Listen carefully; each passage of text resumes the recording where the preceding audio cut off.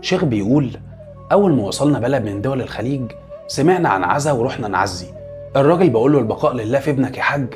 قال لي: ما تعزينيش يا شيخ، أنا ابني ما سابش حاجة حرام إلا ما عملها، لكنه لما مات على سجادة الصلاة. وهنا الشيخ اتصدم وطلب منه يحكي له حكاية ابنه.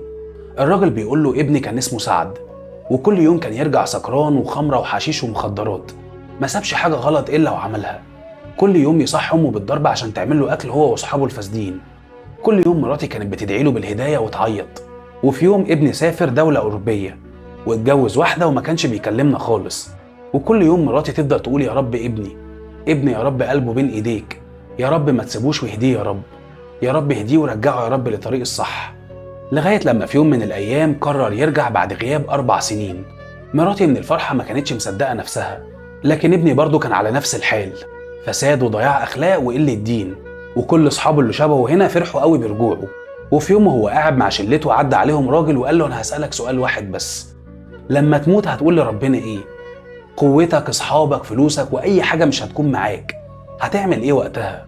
وسابه ومشي. فضلت الكلمات دي تتردد في دماغ ابن سعد، ومشي بعدها ركب عربيته وفضل يقول: أنا مسلم، قدمت إيه للحظة دي؟ أنا في القبر هكون لوحدي ومفيش حد معايا. انهار سعد في العياط وبعدها رجع البيت.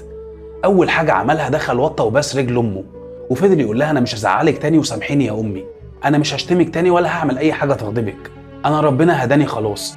وفضلنا كلنا نعيط ومش مصدقين اللي بيحصل. وبعدها دخل سعد اوضته وجاب كل حبوب المخدرات اللي معاه وفضها كلها في الحمام ورماها، واتوضى وبدأ يصلي وفضل على الحال ده يومين.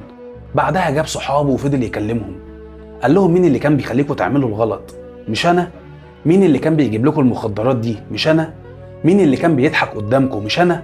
والله ما كنت مبسوط، كنت بضحك لكن قلبي بيتقطع من الحزن. الطريق اللي احنا فيه ده ما فيهوش أي انبساط ولا سعادة، ده كله حزن وكآبة ونهايته غلط. فضل سعد على كده لغاية 3 أيام.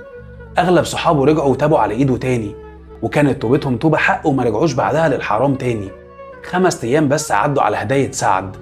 بعدها أمه دخلت عليه الأوضة عشان تصحيه للفطار، لقيته ميت على سجادة الصلاة. فضلنا نبكي عليه من الفرحة. سعد مات وهو بيصلي. ربنا قادر يغفر لك ذنوبك مهما كانت بدمعة واحدة خارجة من قلبك. توب وارجع لربنا، وما تقولش ربنا عمره ما هيقبل توبتي، ربنا اسمه الغفور الرحيم. ما تخافش. سلام.